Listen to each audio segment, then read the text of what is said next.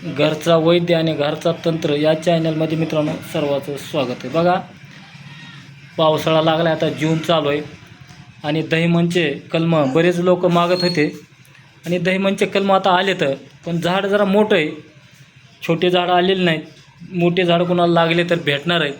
हे असं दहीमनचं झाड आहे आणि आता आपण एक झाड आणलेलं आहे आणि घरी त्याचा व्हिडिओ बनवतोय आपण। ही बघा दहीमनचं झाड आहे। त्याची माहिती अशी मित्रांनो, पहिल्यांदा तर गोरगरीब माऊली दारूच्या कंटाळून गेलेले असतात, त्या दारू सोडण्यासाठी ह्याचा झाडाचा वापर होतो। दुसरी गोष्ट मित्रांनो, ही पहिल्याचे म्हणायचे गुप्त संदेश पाठवण्यासाठी। ह्याच्यावर नाव लिहिलं का असं बघा, नाव ओळखू येते बघा, असं ह्या लाईटीमुळे तुम्हाला लवकर ओळखू येत नाही, पण असं बघा, आता बघा ह्याच्यावर नाव लिहिलेलं आहे, असं नाव दिसतंय, असं उमटून येतं। ही जर नाव वाळल्यानंतर, पान वाळल्यानंतर तुम्हाला एक 10-15 मिनिट पाण्यात टाकायचं पान आणि परत असं उजाडाकडे बघायचं, सूर्याच्या बल्बाच्या, असं बल्बाकडे उजाडाकडे बघितलं की तुम्हाला नाव ठळक दिसतंय। तर असं ही पहिलं ह्या वनस्पतीचा तर ही चमत्कार आहे।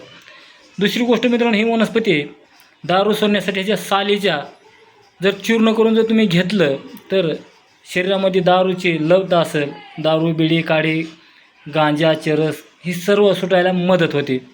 आपण केलेलं नाही पण करून बघायला हरकत नाही, असे बरेच जणांचे व्हिडिओ आहेत। दुसरी गोष्ट मित्रांनो, ह्याचा व्हिडिओ म्हणजे तुमच्या अंगामध्ये काही कुठला विषारी विचू, साप किंवा चावलं तर अगोदर दवाखान्यातच जायचं, पण तुम्हाला ह्या झाडाखाली जरी येऊन बसलं, ह्या झाडाला स्पर्श जर केला त्या मुख्य प्राण्यानं, तर त्याच्या अंगातलं विष उतरायला अवघ्या 20 मिनिटात मदत होते। तर असं हे दहीमनचं झाड आहे आणि ह्याच्यापासून आपल्याला भरपूर असा फायदा आहे। ह्या झाडाखाली नुसतं जर बसलं तर तुमच्या शरीरातले दुष्परिणाम काय असतील ते निघून जायला मदत होत असते। आता बघा, हे इथं लिहिलेलं नाव वाचा तुम्ही आता, याचे पाठीमागाचा भाग बघा, पाठीमागून बी नाव दिसतं। तर दहीमन वनस्पती मित्रांनो, आपल्या जवळ जर ही पान ठेवलं खिशेमध्ये तेव्हा तुमच्या छातीवर, तर तुमचा BP अवघ्या 10 ते 15 मिनटात तुमचा BP एकदम नॉर्मल होतो। BPसाठी मित्रांनो, ह्याचं पान 2 भिजत ठेवायचं आणि ती पाणी प्यायचं। शुगर तुमच्या असेल, शुगरसाठी तुम्हाला ह्याचे 2 पानं भिजत ठेवायचे आणि ती पाणी प्यायचं नसतं।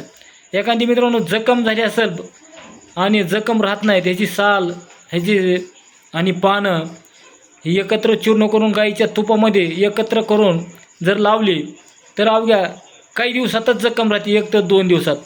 पहिल्या काळात जे युद्धाच्या काळात, इंग्रजाच्या काळात असेल, शिवाजीराजाच्या काळात असेल, ती घोडटापा म्हणून एक वनस्पती, घोडटापा आणि दहीमन ह्या सालीचा आणि तुपाचा लेप करायचे। अवघ्या 24 तासात, 12 तासात ती जखम भरून आपलं सैन्य परत उभं खडं व्हायचं युद्धासाठी। तर ह्या झाडाचा त्याच्यामध्ये भरपूर असा उपयोग झालेला आहे। तेही दहीमनचं झाड आहे। तर ही मित्रांनो, ह्या झाडाखाली जर बसलं तर शरीरातले तुमचे सर्व चक्र ॲक्टिवेट होते, म्हणजे चक्रातली घाण काय असेल शरीर स्वच्छ करायचं काम करतं। एवढं ही दिव्य आणि मूल्यवान झाड आहे।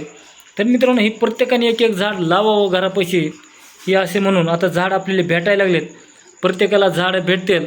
तर झाड घेताना मित्रांनो ह्याच्यावर बघा, आता बल्बाकडे बघितले का असं नाव दिसतंय लिहिलेलं, तिथे बघा इकडं असं नाव दिसतंय।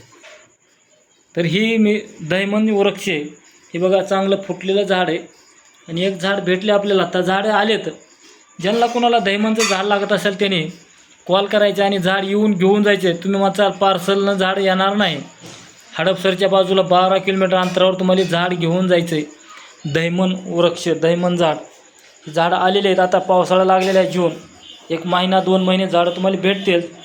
चला मित्रांनो, ही व्हिडिओ तुम्हाला कसा वाटला आहे ते कळवायचं आहे। BP, शुगर आणि कुठली जखम राहत नाही ह्याच्यासाठी तर ही झाड मित्रांनो एकदम वरदानच आहे। तर मित्रांनो चला, जेवढा होईल तेवढा व्हिडिओ शेअर करा, लाईक करा, घंटीचं बटन दाबा। लवकरच आपण दुसऱ्या व्हिडिओमध्ये भेटू। चॅनल सबस्क्राईब करा, लाईक करा। जय हरी, जय धन्वंतरी भगवान।